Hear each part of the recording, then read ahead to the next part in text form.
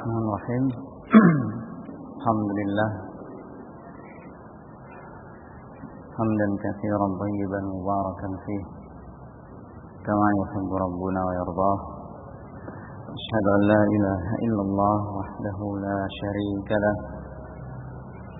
wa asyhadu anna Muhammadan abduhu wa rasuluh sallallahu alaihi wa ala alihi sahbihi wa sallama tasliman katsiran amma ba'd. Kita ke ayat yang berikutnya. Qala Syekh rahimahullah al-ayah Ar-Rabi'ah wal Arba'un ke-44. Atamuruna an-nasa bil birri wa tansawna anfusakum wa antum tatluna al-kitab afala ta'qilun. Apakah kamu akan menyuruh manusia kepada kebaikan, memerintahkan kebaikan kepada orang, sementara kamu melupakan dirimu sendiri? Sedangkan kamu padahal kamu membaca Alkitab, apakah kamu tidak memikirkan, tidak berakal? Ayat ini kemudian dengan dua ayat yang lainnya di dalam surat Hud, kemudian surat Shaf adalah ayat-ayat merupakan peringatan. Dikatakan seperti nanti dikatakan oleh Syekh, ayat ini memang ditujukan kepada ahlul kitab, Bani Israel secara khusus. Tapi ayat ini berlaku juga untuk kita sebagaimana yang sudah apalagi diterangkan oleh semacam Abu Hurairah, Ibnu Abbas yang lainnya. Ada 3 ayat yang ini sangat artinya membuat mereka takut dan cemas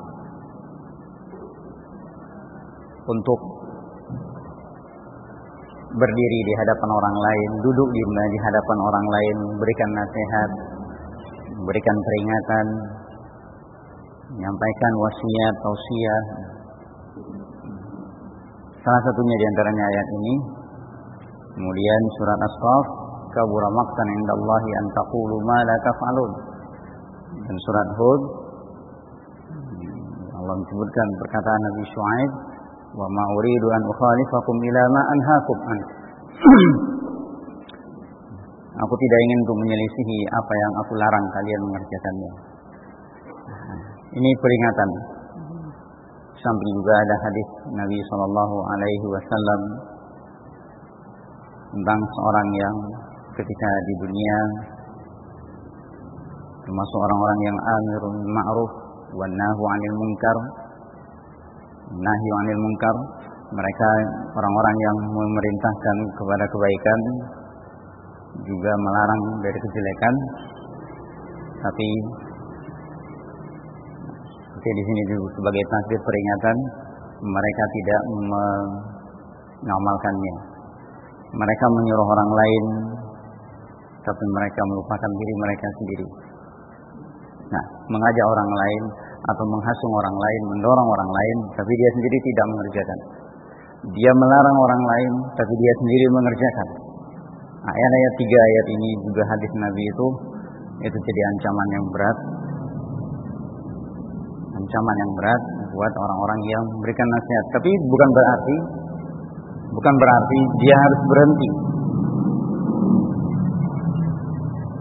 Diam dari amar ma'ruf nahi munkar. Dia tetap menyampaikan. Ini dikatakan oleh para sahabat, para ulama, kalau misalnya orang yang memberikan nasihat itu, orang yang menyampaikan peringatan, tausiah itu, entah urusan keluarga, urusan dakwah, itu harus orang yang maksum. Tidak ada lagi yang maksum setelah Rasulullah SAW. Siapa yang akan bangkit untuk amar ma'ruf nahi munkar, memberikan nasihat? La Abu Bakar wala Umar wala ghairi. Tidak ada Abu Bakar, tidak ada Umar, tidak ada Ali, tidak ada Utsman, tidak ada Ali ataupun yang lainnya untuk menyampaikan. Karena tidak ada yang maksum setelah Nabi Muhammad sallallahu alaihi wasallam. Terlantar. Nah, meskipun demikian, ayat-ayat yang ini penuh dengan ancaman, peringatan. Nah, tetap seorang itu beramal ma'ruf nahi munkar. Dan yang rugi kita adalah kita yang sudah mendengarnya. Ya. Yang rugi adalah kita yang telah mendengarnya. Kita mendengarkan nasihat, kita mendengarkan peringatan, khutbah-khutbah Jumat, ya. Muhadarah, majelis-majelis ilmu, majelis-majelis tausiah. Kita dengar dari para ulama, kita dengar dari para asatidz. Itu sudah menjadi hujjah. Imma lana wa imma alaina. Hujjah imma lana wa imma alaina. Apakah hujjah menjadi hujjah bagi kita ketika kita mengambilnya, menerimanya, mengamalkannya, atau hujjah alaina?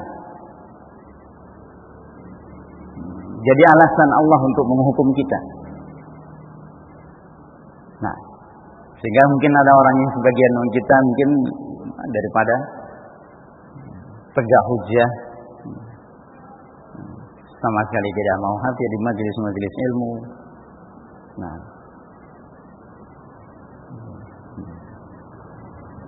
tinggal silakan. Bagaimanapun kalau dia datang ke hadir di majelis-majelis ilmu, itu berarti dia menginginkan kehidupan. Bagaimana dikatakan oleh Rasulullah SAW. Rasulullah SAW pun menceritakan tentang 3 orang yang mereka itu mendekat, yang satu mendekat duduk di dalam majelis ilmu, yang kedua merasa malu tapi tetap duduk mendengarkan, yang ketiga berpaling, ya, menjauh dari majelis ini. Maka tinggal kita yang menentukan.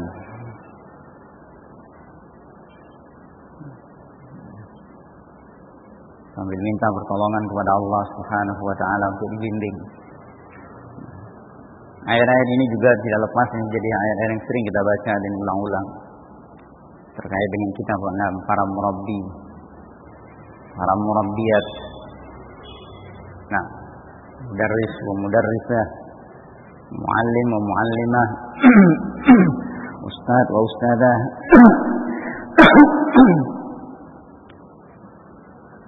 Untuk mereka mendahulukan diri mereka lebih dahulu,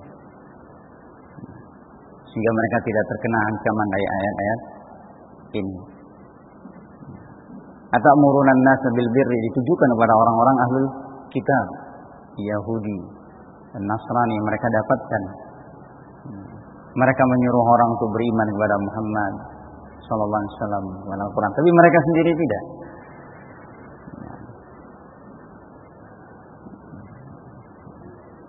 Nah, ancaman berat buat mereka. Sampai dikatakan di ayat di akhir ayat, "Fala ta'qilun?" Apakah kamu tidak berakal? Kamu menyuruh orang lain tapi kamu sendiri tidak. Banyak yang terkait dengan ayat-ayat ini. Allah memerintahkan kita, "Qu anfusakum wa ahlikum nara." Lebih dahulu untuk menjaga diri-diri kita dari azab Allah. Melindungi diri-diri kita dari murka Allah dengan menjalankan taat kepada Allah, menjauhi larangan-larangannya, menjalankan perintah-perintahnya, menghalalkan yang halalnya, mengharamkan yang haramnya, membenarkan semua berita yang datang dari Allah. Semampu kita laksanakan perintah-perintah Allah tersebut, upaya untuk kita beriman. Baru setelah itu Allah menyebutkan wa ahlikum nara. Sebagaimana kata para a'immah kita juga, setelah orang itu menyempurnakan dirinya dengan iman dan amal saleh, dan dia berupaya untuk menyempurnakan saudara-saudaranya yang lain. La yu'minu ahadukum hatta yuhibba li akhihi ma yuhibbu li nafsihi. Tidak sempurna iman salah seorang dari kamu sampai kamu mencintai untuk saudaramu apa yang kamu cintai untuk dirimu. Maka itu yang lebih dahulu dia perhatikan, sehingga ketika dia amar ma'ruf nahi munkar pun mudah untuk berterima. Tidak ada alasan bagi orang lain untuk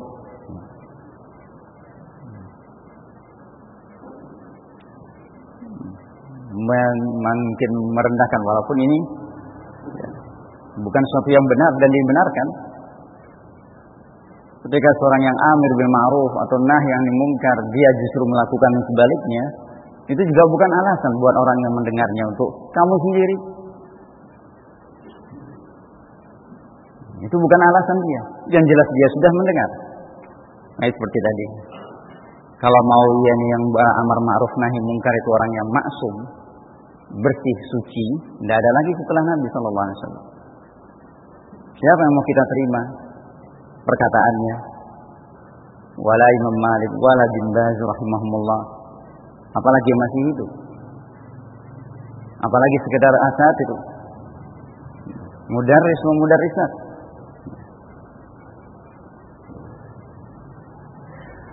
Nah,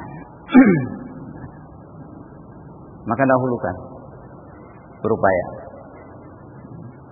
dengan syair-syair para a'immah pun juga mengingatkan la tanha an khuluqin ta'ti mislah a'run 'alaika idza fa'alta 'azim. Jangan kamu melarang dari sesuatu padahal kamu sendiri melakukannya. Celaan besar jika kamu melakukannya. Kamu melarang orang lain tapi kamu sendiri justru mengerjakannya. Kamu menyuruh orang lain tapi kamu sendiri tidak melakukannya. Ayat-ayat Allah mengancam, hadis Nabi SAW sampai disebutkan, ya fulan, bukankah kamu dahulu di dunia amaran yang menyuruh kepada kebaikan dan mencegah kemungkaran? Iya, saya dulu menyuruh kamu kepada kebaikan tapi saya tidak pernah melakukannya. Saya melarang kalian dari perbuatan yang jelek, yang mungkar, tapi saya sendiri justru melakukannya.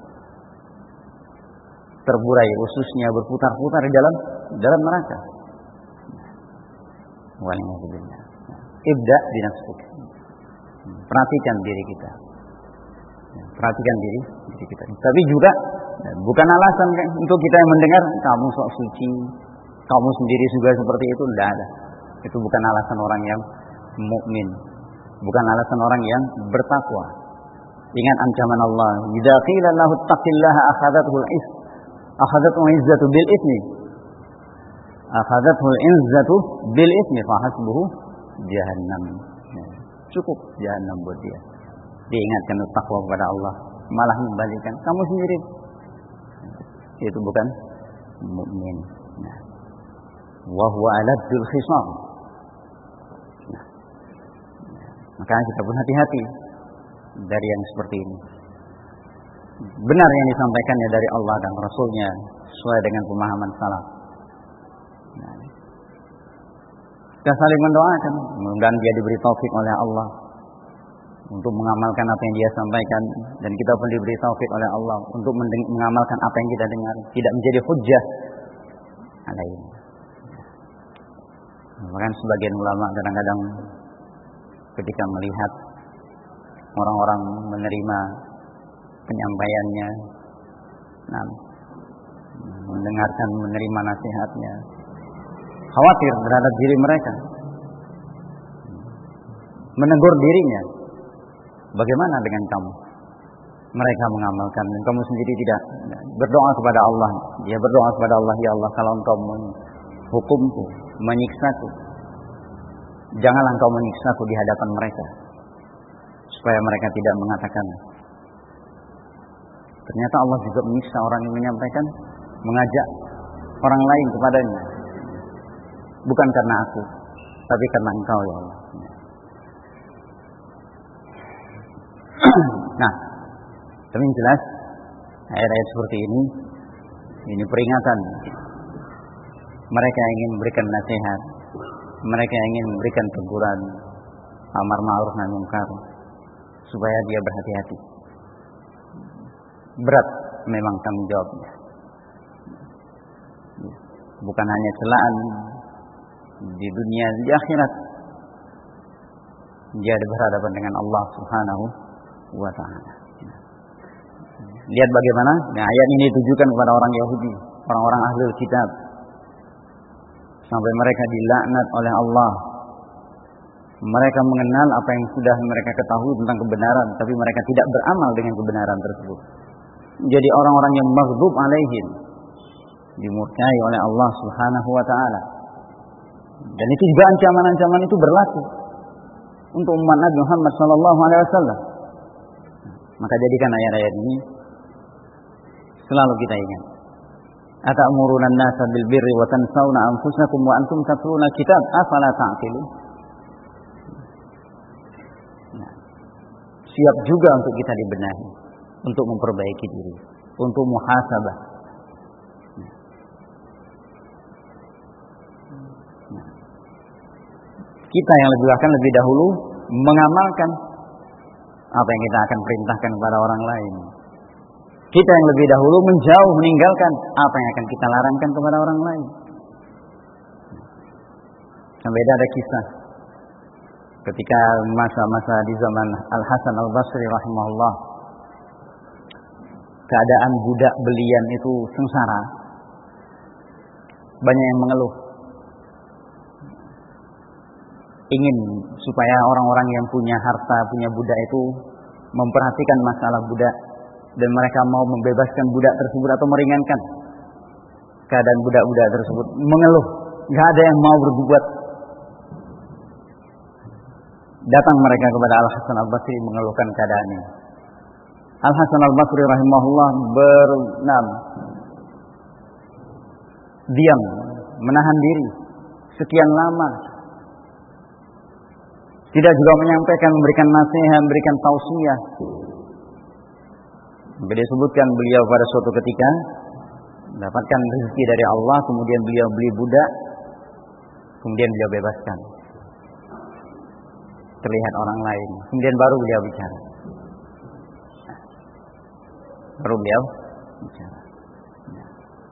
Melihat perbuatan beliau banyak, akhirnya menjadi ketika beliau menyampaikan, kaum muslimin yang melihat, yang memiliki budak pun akhirnya memperhatikan keadaan budak-budak mereka. Ditanya, kenapa wahai imam tidak ketika dahulu ketika kami meminta anda untuk menyampaikan? Karena beliau khawatir dengan ayat-ayat yang ini. Dia menyuruh melakukan, tapi dia sendiri belum melakukannya. Maka kemudian beliau membeli budak lalu membebaskannya. Sehingga tidak ada alasan mereka untuk mengatakan, anda sendiri tidak melakukan. Minimalnya kata para imam, di antaranya Imam Ahmad, jika kita mungkin menyampaikan sesuatu yang ingin agar orang lain mengerjakan, kita pernah mengerjakannya. Kita pun meninggalkannya kalau itu yang kita larang. Nah, itu akan berbekas. Ya. Nah, ini yang paling bagi kita semua, kita murabbi di rumah barangkali juga demikian. Nah, bukan hanya di madaris, ma'ahid. Ya. Nah, di rumah kita sebagai kepala rumah tangga. Ya.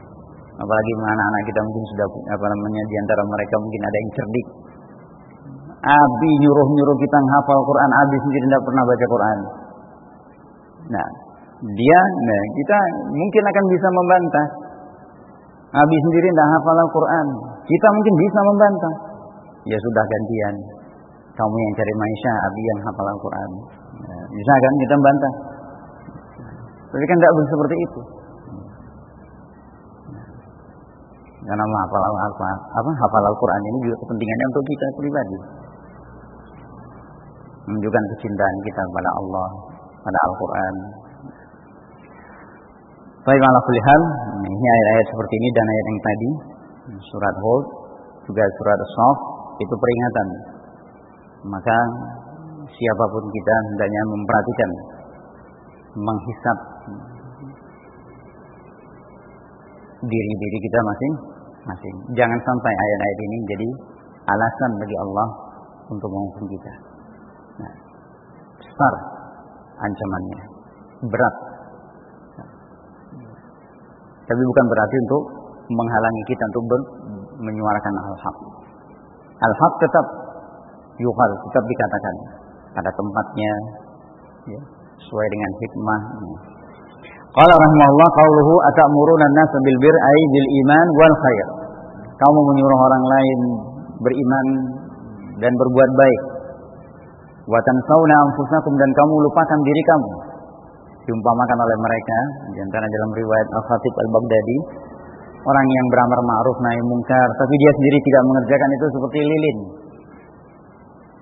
Nah, seperti lilin. Dia menerangi orang lain tapi dia sendiri hancur, merusak dirinya sendiri karena tidak melakukan apa yang dia sampaikan. Seperti itu. Qala ay tatrukunaha an amriha bidzalik wa tansawna anfusakum, yani kamu tinggalkan diri kamu sendiri. Tidak kamu suruh, tidak kamu perintahkan kepada yang baik, tidak kamu dorong untuk beriman seperti orang-orang Yahudi. Ya, mereka ketika bersama orang-orang Aus dan Khazraj, masing-masing sekutunya, mengancam pihak yang lain bahwa akan datang nabi yang dengan nabi itu kami akan memerangi kalian seperti pembantaian Ad dan Samud. Pihak yang lain juga demikian, menghasut mereka untuk seakan-akan mengingatkan orang-orang Aus dan Khazraj untuk bahwa kami pasti akan beriman dan kami akan berperang dengan nabi itu membantai kalian. Tapi setelah datang falamma ja'ahum ma'arafu kafaru bih, ketika datang yang sudah mereka kenal nabi tersebut, ciri-cirinya, tanda-tandanya, sampai di dalam riwayat disebutkan Huyai bin Akhtab dan saudaranya datang ke Kuba melihat Nabi SAW datang bersama Abu Bakar dan rombongan, pulang kembali ke Madinah, ditanya oleh saudaranya, huwa, diakah itu? Nah, kenapa, terus bagaimana? Apa yang muncul pada dirimu? Al-adawah, kebencian, permusuhan. Ini yang di dalam Huyai bin Akhtab,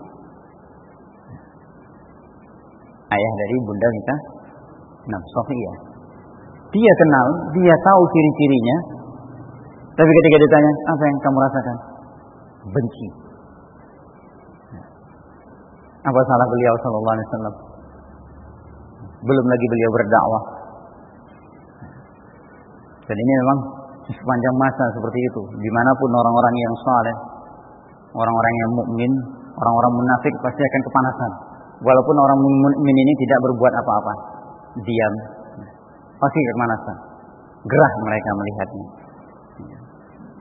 Baik, qala rahimahullah, ay tatrukunaha an amriha bidzalik wal hal wa antum tatluna kitab. Padahal kamu kenyataannya kamu tuh membaca Alkitab juga, kamu membaca Taurat, Injil, Zabur, ada di tangan kamu. Nah, ini juga kamu mempelajari Al-Quran, menghafal Al-Quran, belajar agama, mendengarkan tausiah, hadir di majelis ilmu, semangat sampai dapat gelar PhD. Tahu PhD? Pakar halaqah dan daurah. Ini PhD.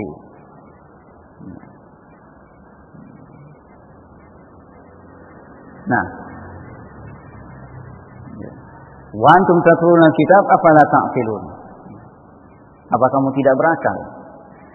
Wa asmal aqlan li'annahu ya'qilu bihi ma yanfa'uhu minal khair.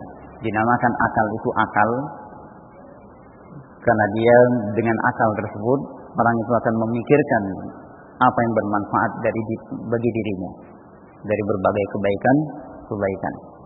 Wa yanqilu bihi amma yadurruhu, dan dia akan menahan seperti iqal. Tahu iqal ya? Imamah itu kan ada talinya itu hitam, itu namanya iqal. Dia menahan supaya imamah itu tidak sorban itu tidak jatuh. Nah, itu iqal. Dinamakan iqal. Bagi akal itu dinamakan juga seperti itu karena akal itu menahan pemiliknya dari yang membahayakan dia, dari hal yang membahayakan dia. Nah, tentu tingkat sama-sama binatang juga berakal. Nah, makanya alangkah jeleknya perumpamaan bagi manusia ketika binatang-binatang ternak, ketika mereka tahu merasakan adanya bahaya, mereka berhenti. Ingat kisah Mahmud al-Fil, gajah, tentara bergajah dengan namanya Mahmud. Dia tahu bahaya kalau dia melangkah menghadap ke Ka'bah, ke Mekah, masuk ke Mekah, dia akan binasa. Kalau dia dibawa kepada arah yang lain, dia dengan cepat bangkit. Tahu dia bahaya. Binatang apapun juga demikian. Kuda, ataupun yang lainnya. Kalau mereka merasakan adanya bahaya, ancaman bahaya, mereka akan menghindar.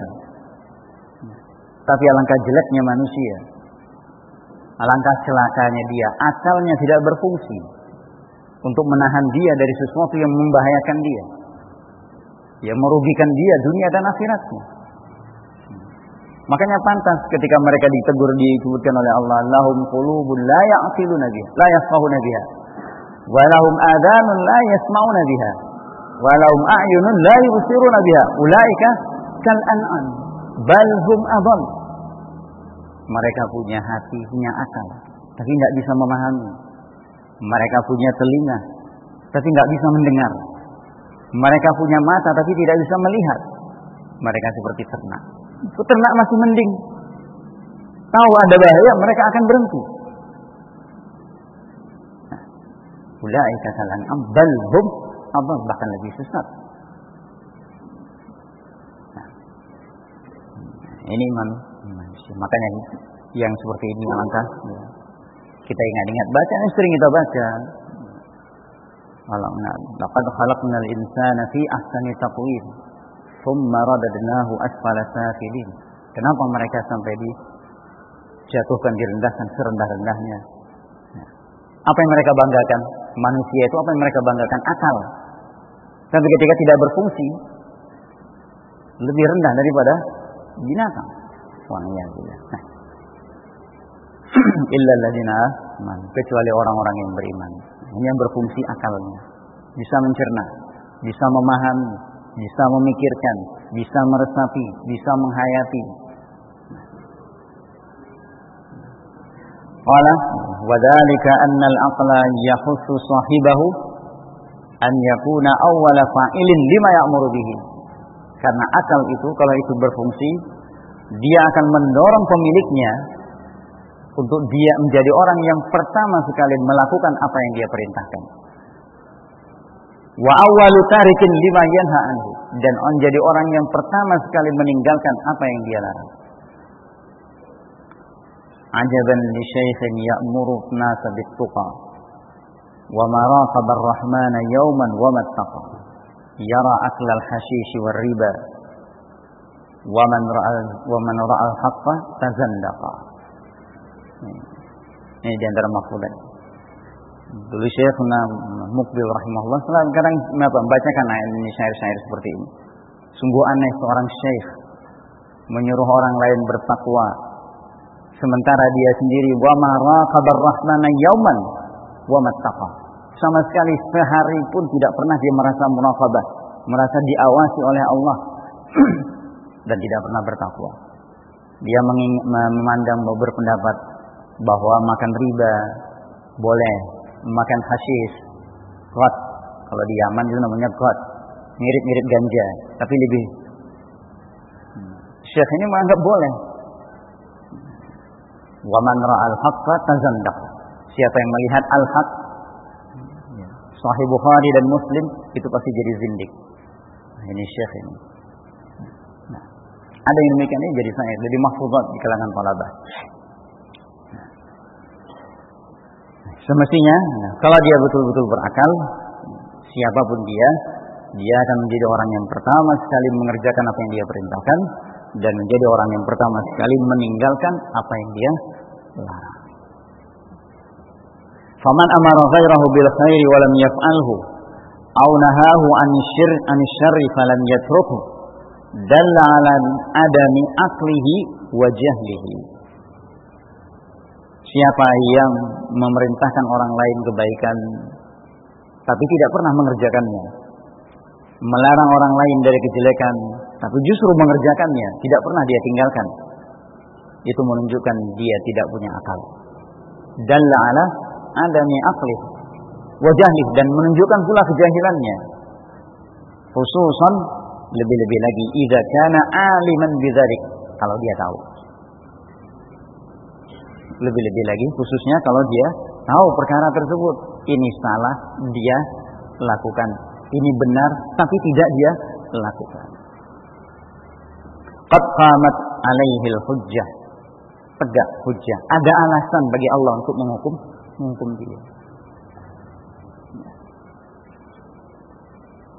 Cuma sayang kita selalu merasa nyaman karena tidak pernah melihat hukumannya ketika kita melakukan itu. Nah, kita menyuruh orang lain berbuat baik, tapi kita tidak melakukannya. Kita melarang orang lain berbuat jelek, tapi kita justru tidak meninggalkannya. Kadang-kadang tidak segera. Mungkin belum sekarang kita rasakan akibatnya.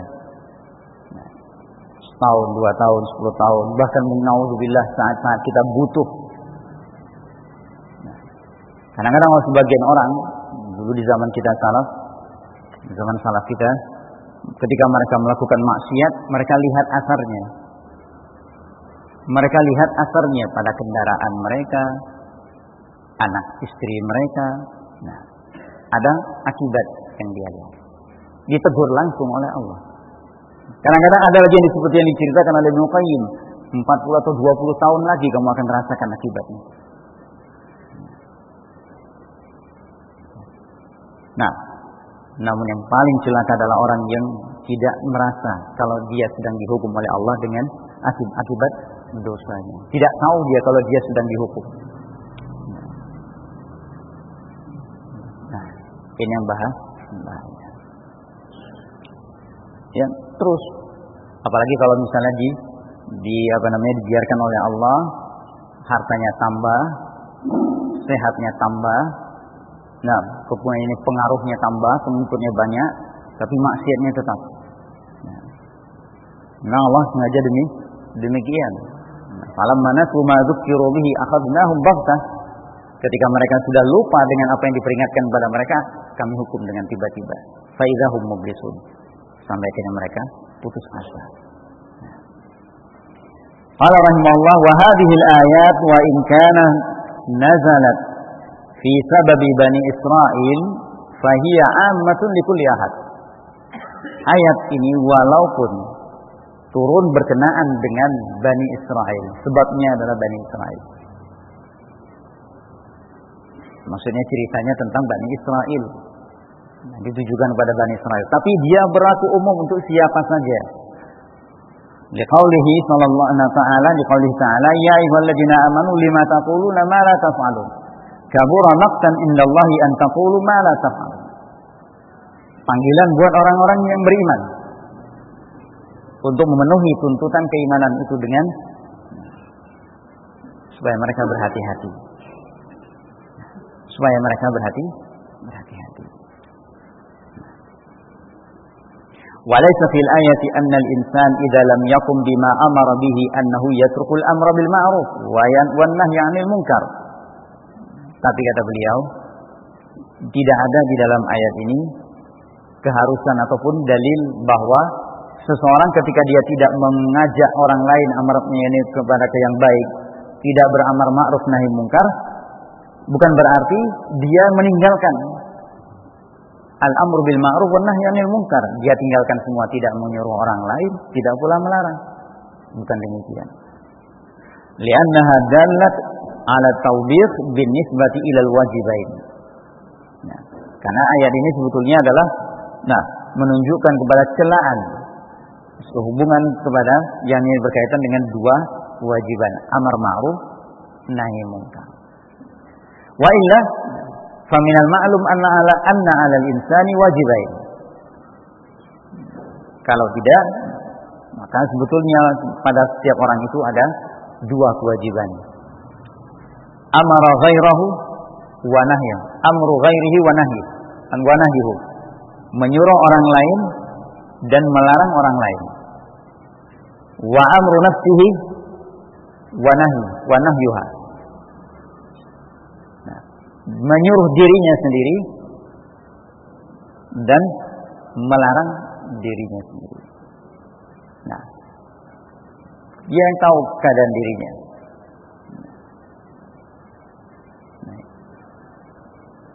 Nah, fataraka ahadahuma atau fatarku ahadihima la yakunu rukhsatan fi tarkil akhar. Dia tinggalkan salah satu dari kedua hal ini, itu tidak menjadi keringanan untuk dia meninggalkan yang lain. Misalnya apa? Dia meninggalkan dirinya. Dia tidak menyuruh dirinya untuk berbuat baik, tidak memaksa. Kadang-kadang kita setengah-setengah terhadap diri kita, orang lain ketat. diawasi orang tersebut. Sementara dia sendiri biasa-biasa saja menyuruh dirinya. Yang penting ada. Mestinya dia yang lebih berat. Kalau para salaf dahulu, mereka menghukumi dirinya lebih berat daripada menghukumi orang lain. Mereka memerintahkan kadang-kadang orang lain kepada dirinya, dia lebih paksa, lebih keras paksaannya terhadap dirinya, lebih ketat. Nah, keluarganya juga demikian. Nah, keluarganya pun juga demikian. Lihat bagaimana Rasulullah SAW, Al-Husain bin Ali bin Abi Thalib atau Hasan bin Ali bin Abi Thalib menjemput sebutir kurma sedekah, kurma zakat, masukkannya ke mulutnya. Rasulullah langsung korek dari mulut cucunya. Kamu tidak tahu kalau keluarga Muhammad SAW tidak boleh makan zakat, min awsakhin nas. Lihat bagaimana beliau juga terhadap orang-orang dekat beliau, orang-orang yang beliau cintai, ketat. Nah, tasamuh bahkan terhadap orang kafir sekalipun, terhadap yang jelas-jelas munafik. Nah, ini beda. Nah, ini seperti itu yang diajarkan oleh salaf.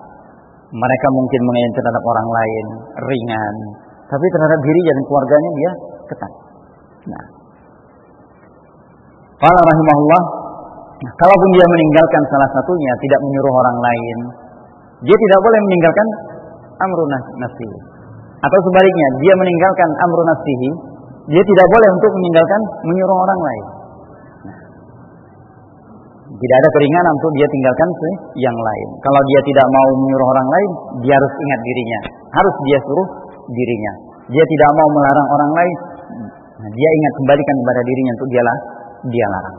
Fa innal kamal an yaqumal insanu bil wajibain. Karena yang sempurna itu adalah ketika seorang itu menjalankan dua kewajiban tersebut. Dia menyuruh dirinya dan menyuruh orang lain, dia larang dirinya, dia juga larang orang lain. Ini dasarnya. Nah, sebagaimana dalam surat Al-Asr.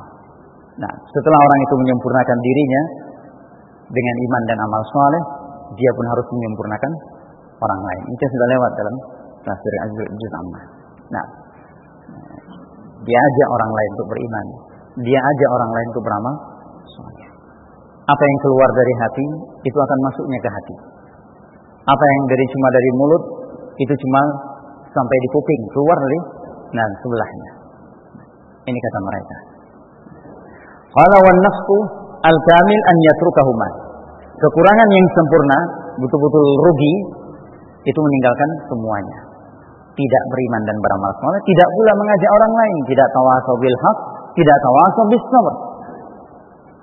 Wa amma qiyamuhu bi ahadihima dunal akhar falaysa fi rutbatil awwal. Kalau dia mengerjakan salah satunya tapi tidak mengerjakan yang lain, misalnya dia beriman dan beramal saleh tapi tidak tawasau bil haq, tidak tawasau bis sabr, dia tidak berada pada tingkatan yang pertama. Wa huwa dunal akhir. Tapi dia tidak berada di bawah yang tadi, yang nafsul kamil tadi, di tengah-tengah. Nah, karena ada upayanya untuk menjaga, kalau tidak menjaga dirinya, walaupun dia enggak peduli dengan orang lain. Kadang-kadang sebagian orang berpegang dengan ya ayyuhalladzina amanu alaikum anfusakum. Nah, la yadurrukum man dhalla idza tadaitum. Enggak usah pedulikan orang lain, berdalil dengan ayat ini surah Al-Maidah. Nah, 105 ini. Nah, ini salah kata dan sebagian ulama. Ini diantaranya dinukil oleh mereka dari Abu Bakar Siddiq. Nah, bagaimana penerapannya? Kamu sudah amar ma'ruf nahi munkar dulu, berusaha beramal, menyampaikan, kemudian orang tidak mau menerima, itu urusan dia juga. Alaikum anfusakum. Udah, perhatikan diri kamu saja. Kalau orang tidak mau menerima, dinasehati, tidak mau terima, diperingatkan, ya. Nah, enggak mau terima, enggak mau mengamalkan, tidak mau meninggalkan, ya sudah.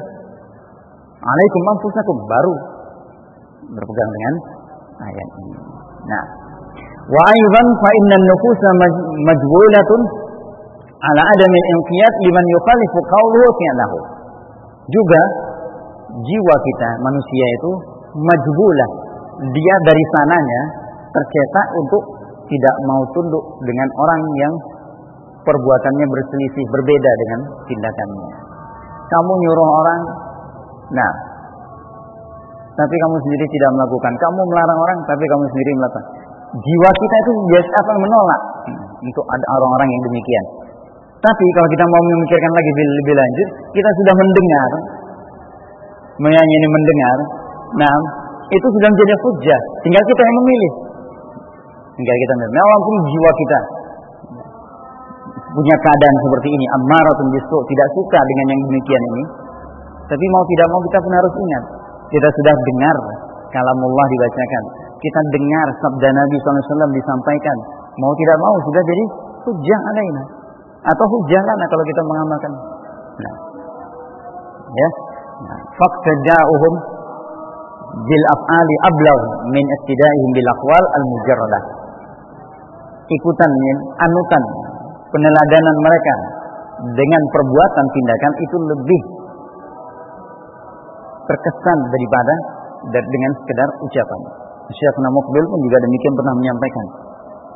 Nah, ya, beliau ketika mengungkapkan musyahadati fi mamlakatil Arabiyah kemudian, nah, beliau mengungkapkan perasaannya ketika selama ini mungkin mendengar berita ataupun yang miring tentang Mamlakat Saudiyah, tidak mempunyai ihtiram kepada para ulama, sampai beliau di Saudi disambut luar biasa.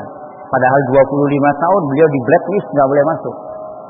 Selalu kata para asatid yang lebih dahulu datang itu sering, Syekh sejak berapa tahun yang lalu selalu mengatakan, insya Allah kita akan haji gratis tahun ini atau besok atau sampai kita ini ketika akhir hayat beliau juga masih mengatakan demikian.